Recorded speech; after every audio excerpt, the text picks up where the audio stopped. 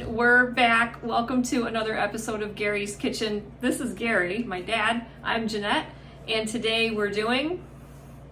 Well, we're going to do some stuffed cheesy mushrooms, or cheesy stuffed mushrooms. Sounds good. It is good. So, whenever you're ready to watch, I'm ready to cook. We're ready to cook. Alrighty. We interrupt our regularly scheduled program where I can show you my sauteed portobellos first, and then we'll get right back to Gary's Kitchen. All right, I am going to show you how I do my sauteed portobello mushrooms, and they're very, very simple. So this morning I picked up these portobello sliders, they're called. I think they're a little bit smaller than full-size portobellos, but you can see this is what they look like. They have this brown area on the inside. These are the gills. And a lot of people like to remove these, so my dad takes a spoon and just scrapes this stuff out of there. I actually don't mind the taste of this, and I think it makes the liquid that the mushrooms cook down into a lot darker and a little bit more savory. So I like to leave the gills on at least a couple of these, and I'll scrape them out of the rest. And the stem here can be a little bit on the tough side, so I pop that out as well. And what I like to do is save the scraped out gills and the stems for some broth. So I'll just put those into a baggie and put those into the freezer, so the next time that I make vegetable broth, I'll throw those in. It'll make a really nice dark savory broth. All right, so my mushrooms are sliced up and ready to go. I have a pan heating on the stove, medium high heat initially, and then I'll have to lower the heat as the mushrooms start to saute and cook down.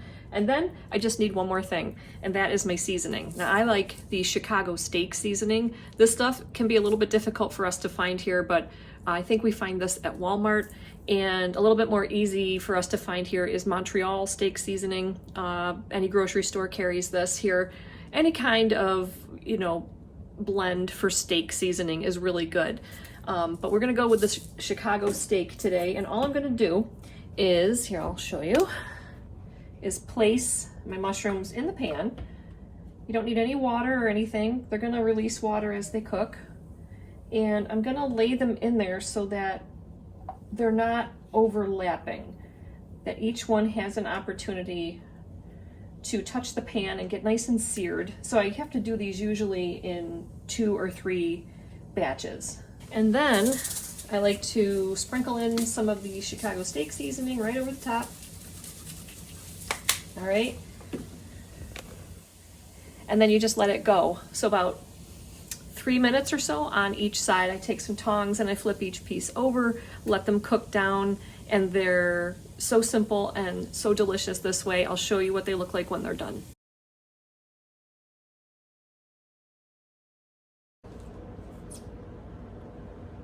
Here they are. Let's give one a try.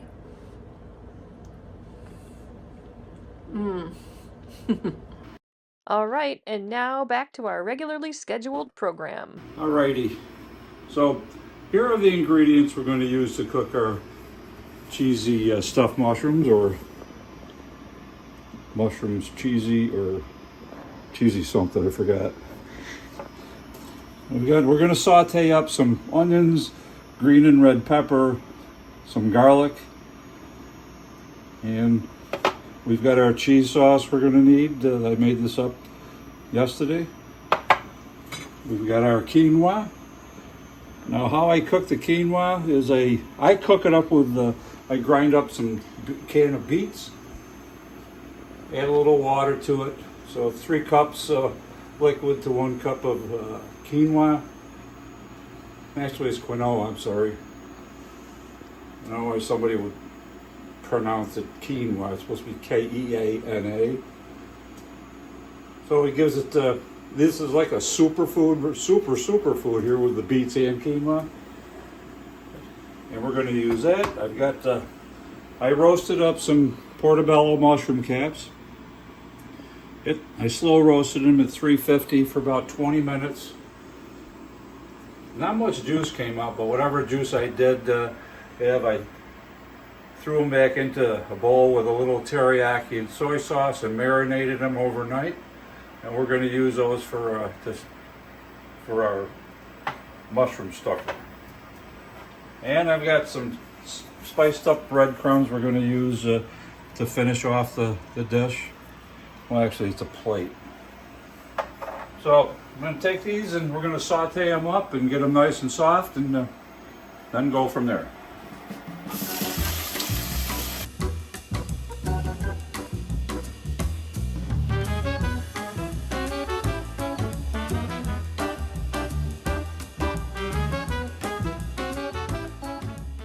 Okay, so we've got our veggies softened up here when we like them.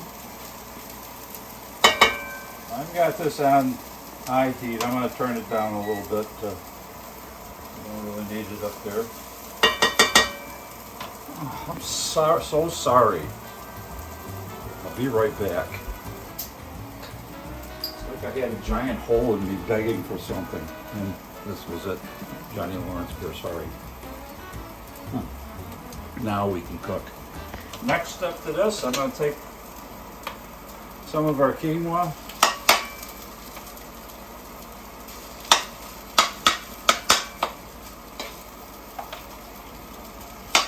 Mix it in with our veggies.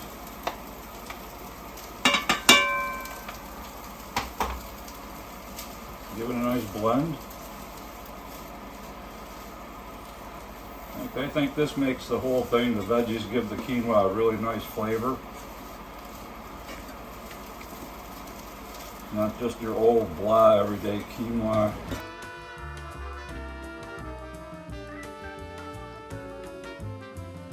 Next on our list is we're going to take some cheese sauce.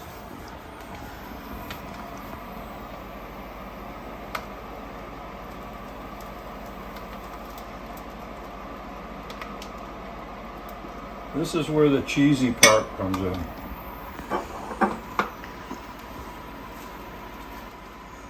Make sure you use pot holders on hot pots, because I just didn't. Well, we got that cheese pretty incorporated in there. Excuse me. And this is incorporated into me. Take our ports.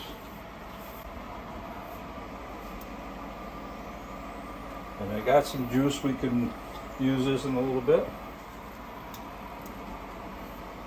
And I'm going to put a liberal amount of our stuffing on here.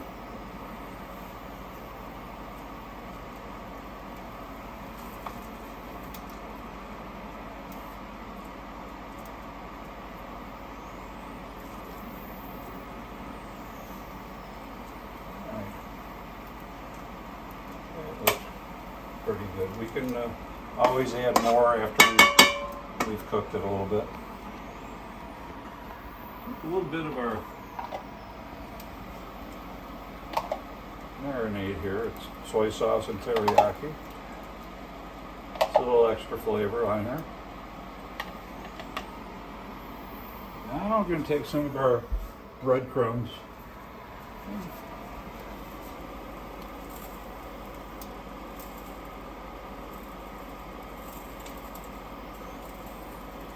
Pardon the mess, but that's where I am.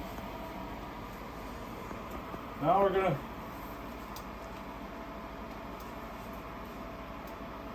throw this in the oven.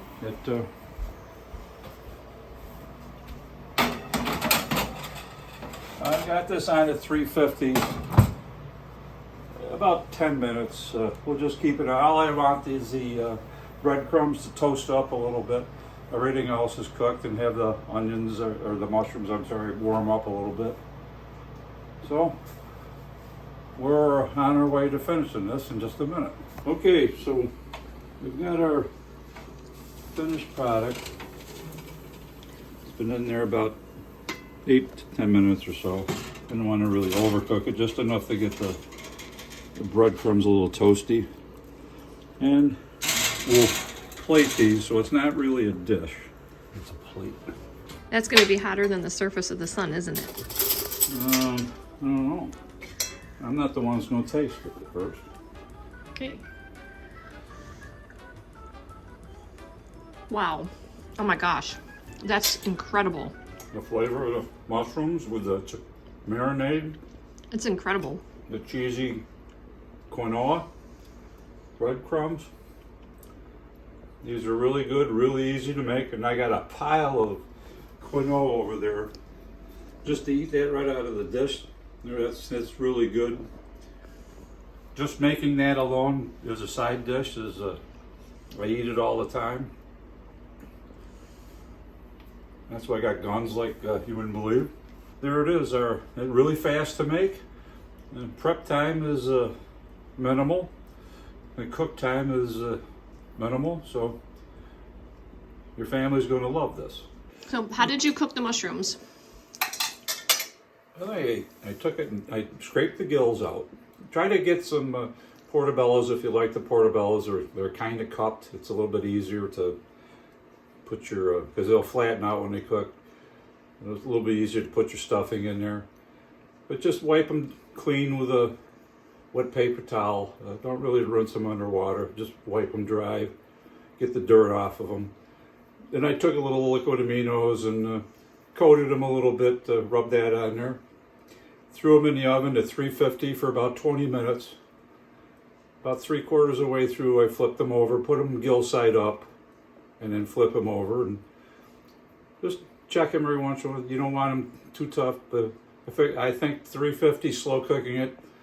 You should get some decent liquid out of them when they release their juices. And you can make the marinade. I use a little teriyaki and soy, but you can use anything you like. Just marinate them in the fridge overnight. Flavors them up a little bit. And I guess it's up to you how you want to go from there. But in the quinoa, I'm sorry, you don't need to use the beet juice. You can cook it regularly, like you usually do with water, or season it however you want. But I like just the color, and I think it gives it a nice flavor. And everything comes together, and here's what you got: a little cheese sauce on top. It really is delicious. And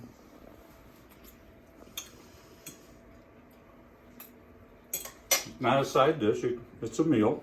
Okay, there you have it. That is the stuffed mushrooms, and you guys already saw my sautéed portobellos. So 2 easy ways to work with portobellos that are delicious.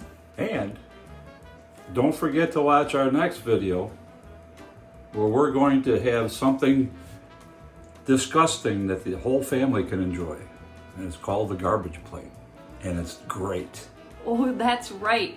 My dad and I talked about this. The garbage plate, I think, it's a trademark name, isn't it? Yes, from Rochester, New York.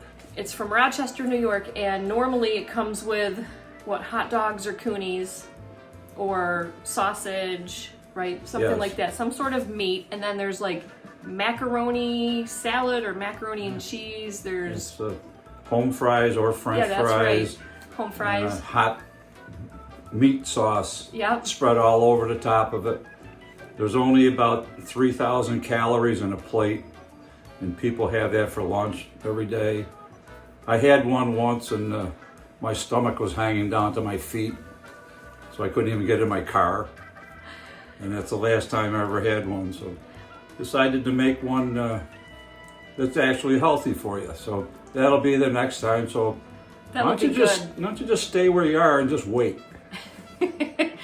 I've never had a garbage plate, but when you and I went to Rochester, we stopped at a place called the Red Fern, which is a vegan restaurant, and they served us their vegan version. Remember, there was like seitan sausage on there, and there was vegan mac and cheese. It's just a whole bunch of stuff thrown on a plate, and we'll give you a little bit of history behind it in the next video and tell you what the garbage plate actually is. We can't call it that. We're going to come up with a different name for it, but ours is going to be plant-based and a tad bit healthier for you. We'll call it a garbage plate. Garbage.